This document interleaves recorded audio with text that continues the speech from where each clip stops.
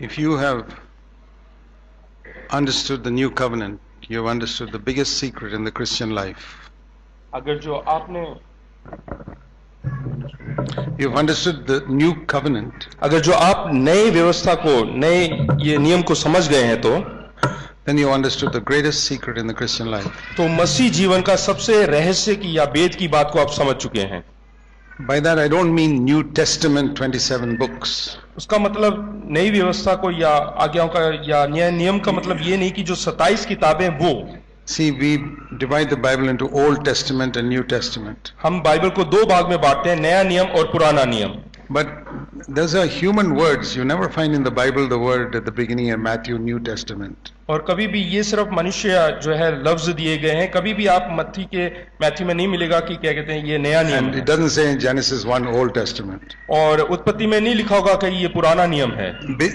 The Bible is 66 books. All of it is for us. और Bible में जो है 67 किताबें, ये सब हमारे लिए है. Part of it is before Christ and after Christ. और कुछ प्रभु ईसा पूर्व है और बाकी जो है ईसा के बाद. Just like the calendar is divided before Christ and after Christ. जैसे कि कैलेंडर दो हिस्से में बांटा गया है, ईसा पूर्व और ईसा के बाद. But Old Covenant is what God made with Israel, the law.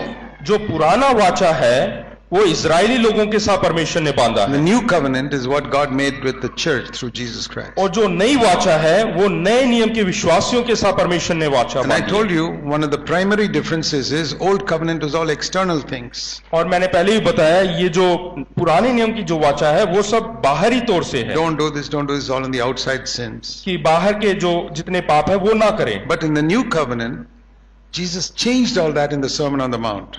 लेकिन नई वाचा जो है, जो उपदेश, पहाड़ी उपदेश में प्रभु यीशु मसीह ने सब कुछ बदल He said डाला. in the Old Testament, they said don't commit murder. I say you should not be angry. और पुराने नियम में परमेश्वर ने बोला है कि किसी का खून ना करे, लेकिन वहीं पे नई वाचा में प्रभु यीशु मसीह ने कहा है कि किसी पे क्रोधित ना He हो. is saying that anger can lead you to hell. और वो बोलते हैं कि अगर जो क्रोध करते हो तो तुम नरक में In the जाओगे. Old Covenant, it was don't commit adultery, but in the New Covenant, Jesus said if you lust after a woman, that's adultery. और पुराने नियम में कहा है कि तुम व्यभिचार ना करें, और नए नियम में कहा गया है कि तुम किसी स्त्री का लालच ना करे करके. And the other difference in Old Covenant and New Covenant is Old Covenant was only partial, New Covenant is complete.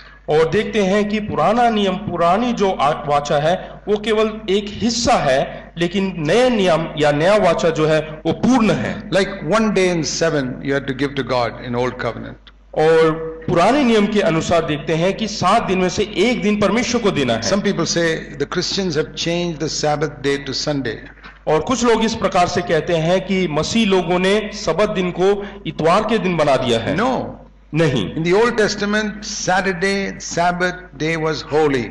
और पुराने नियम के अनुसार शनिवार का दिन वो सबत दिन है और वो पवित्र दिन गिना But जाता है. today it is not Sunday. For me, 7 days are holy. लेकिन आज के नई वाचा के अनुसार 7 दिन पवित्र हैं.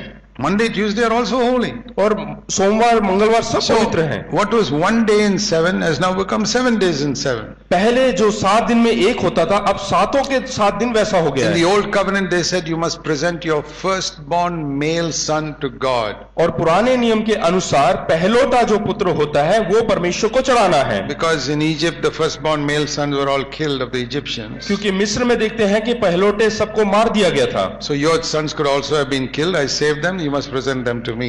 और इसलिए जो है परमेश्वर को भेंट के रूप में अपने पहलोटे के चढ़ाना है, क्योंकि मिस्र देश के जो पहलोटे मारे गए थे उसकी जगह तुम्हारा पहलोटा भी मर सकता था. And so you must present them to me because they didn't die. इसलिए वो मरे नहीं है, इसलिए तुम्हें मेरे को चढ़ाना है. But in the new covenant, we present all our children, male and female, to the Lord. लेकिन नए नियम में हम देखते हैं कि चाहे वो पुत्र हो चाहे पुत्री हो, हमें परमेश्वर को देना And है. all of them. सब, हर एक को. And same way, in the Old Testament, they said give 1/10 to God. इसी प्रकार पुराने नियम में कहा है कि 10वां हिस्सा हमें परमेश्वर को देना In the है. New Testament, New Covenant, we और say नई वाचा में all that I have is yours. और मेरे पास जो कुछ है वो सब आपका है. That doesn't mean I put all my money in the offering box. और इसका मतलब ये नहीं कि जो भेंट की बर्तन है उसमें पूरा का पूरा रकम डाल But देना. that I don't consider anything mine. लेकिन मैं अपने आप में कुछ भी नहीं समझता हूँ, मेरा कुछ है करके नहीं समझता हूँ. I live in a house which is registered in my name. और मैं उस घर में रहता हूँ जो कि मेरे नाम से रजिस्टर्ड है. I don't consider it mine. लेकिन वो मेरा है करके मैं नहीं I मानता। say, this is my heavenly Father's house. He's allowed me to live there free of rent. और मैं इस प्रकार से मानता हूँ कि ये मेरा स्वर्गीय पिता परमेश्वर का भवन है और मैं वहाँ पे किराए पे रहता हूँ। So if any one of my Father's children come, they're welcome to come there. और कोई भी मेरे स्वर्गीय पिता के बच्चे आते हैं तो वो सब वहाँ पे स्वागत है, It is the owner's house. क्योंकि वो मालिक का घर And है it's the owner's children who are coming. और वो सब मालिकाना हक रखते हैं सब And बच्चे, इसलिए वो सब आते हैं। everything I have, जो कुछ मेरे पास even है, if it's in my name, I say, Father, it's yours. You want me to give it away? I'll give it away. हालांकि वो मेरे नाम से है, लेकिन वो सब परमेश्वर का दिया हुआ है और परमेश्वर उसको लेना चाहता है तो ले सकता है। Always, we must not have an attachment to anything on this earth. और इस पृथ्वी के किसी भी बात से आपका जुड़ाव नहीं होना चाहिए। Whereas the old covenant was, Lord, here is your 10%. और पुराना नियम के अनुसार ये परमेश्वर ये तेरा 10वां हिस्सा, Please don't disturb me about how I use my 90% for और myself. उसके बाद 90% मैं किस प्रकार से इस्तेमाल करता हूँ वो ना पूछें। And those are the people who have a very unhappy Christian life. और वैसे लोग जो है बहुत ही जो है असुखमय जीवन जीते हैं मसीही जीवन It's में। like a wife who gives 10% of her body to her husband. इसका मतलब वो पत्नी के समान है जो सिर्फ 10% अपना शरीर अपने पति को देता है। That's not right. 100%. We are in a marriage relationship now. हाँ, अब हम एक विवाह के संबंध में है परमेश्वर के साथ, इसलिए हमें 100% देना In the है। Old Testament, what they gave was like income tax. और पुराने नियम के अनुसार जैसे हम अपने जितना हमें मिलता है उसका एक 10वां हिस्सा देते हैं, जैसे इनकम टैक्स देते हैं। See, like if you have a father, you don't pay income tax to your father. अगर जो आपके कोई पिता है तो आप उनको जो है इनकम टैक्स नहीं But when देंगे। you're in a government, you have to pay income tax. हाँ, आयकर नहीं देते हैं, लेकिन सरकार को हम आयकर देते हैं। Israel was a government controlled by God. और इसराइल एक ऐसा देश था जिसके ऊपर परमेश्वर का हुक्म था, They had to pay like income tax 10%. इसलिए आयकर जो है परमेश्वर को अपना कर परमेश्वर को देना Today, है। God is not my CEO or government or president or prime minister. और लेकिन परमेश्वर मेरा जो है कोई सरकार या वो प्रेसिडेंट प्राइम मिनिस्टर नहीं है, राष्ट्रपति God is my प्रधानमंत्री नहीं है, father. God is my father. वो परमेश्वर मेरा पिता है। Have you ever heard of anybody paying income tax to the father 10%? क्या आपने कभी सुना है कि कोई बच्चा अपने पिता को अपना आयकर जो है अपने पिता को देते हैं? Or Jesus Christ is now my husband, my bridegroom. अब यीशु मसीह मेरा जो है दुल्हा है। I've never heard of a wife giving 10% to her husband. और मैंने कभी ये नहीं सुना कि अपने आय में से 10% देते हुए अपनी पत्नी There को। are people who live in that are living in the old covenant. और इस प्रकार की मनस्थिति रखने वाले लोग पुराने नियम में पुरानी व्यवस्था में जी रहे In the हैं। old covenant, a building was important, church, और पुराने नियम के अनुसार इमारत को प्रमुखता दी जाती थी, यानी कि कलीसिया जो है, temple, यानी कि आलय and certain priests. और वहां पे याजक। But in the new covenant, everybody is a priest. लेकिन नए नियम के अनुसार हर कोई यहाँ पे याजक है, Even the sisters are priests. यहाँ तक कि बहनें भी याजक हैं। The old covenant, a woman could not be a priest. और पुराने नियम के अनुसार स्त्रियां वहां पे याजक नहीं बन There's no सकती। special building in the new covenant. और नए नियम के अनुसार कोई इमारत नहीं है, विशेष कोई इमारत नहीं है, People. केवल लोग। So these are some of the big differences in new covenant. और यही भिन्नता है नए नियम और पुराने नियम के बीच। And in the old covenant, they were defeated by sin.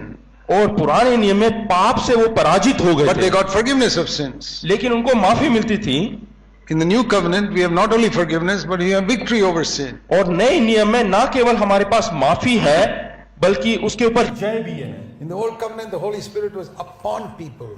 और पुराने नियम में पवित्र आत्मा लोगों के ऊपर रहती थी। And it's like water that used to flow over us and outside. इसका मतलब ये है कि जैसे पानी जो है सर से ऐसे शरीर में बह जाता है उस प्रकार से। And many millions can be blessed with that anointing. और उस अभिषेक से बहुत सैकड़ों लोग जो है आशीषित होते But थे। on the day of Pentecost, लेकिन पेंतिकोस्त के दिन the Holy Spirit came inside, पवित्र आत्मा जो है हमारे भीतर आई, not on my, over me. वो मेरे ऊपर नहीं, It filled me and overflowed and millions are और blessed. वो मेरे हृदय में आई और उसके बाद बाहर को उमड़ने लगी, बहने लगी, Then millions are blessed. और उसके बाद सैकड़ों लोग आशीष पाए।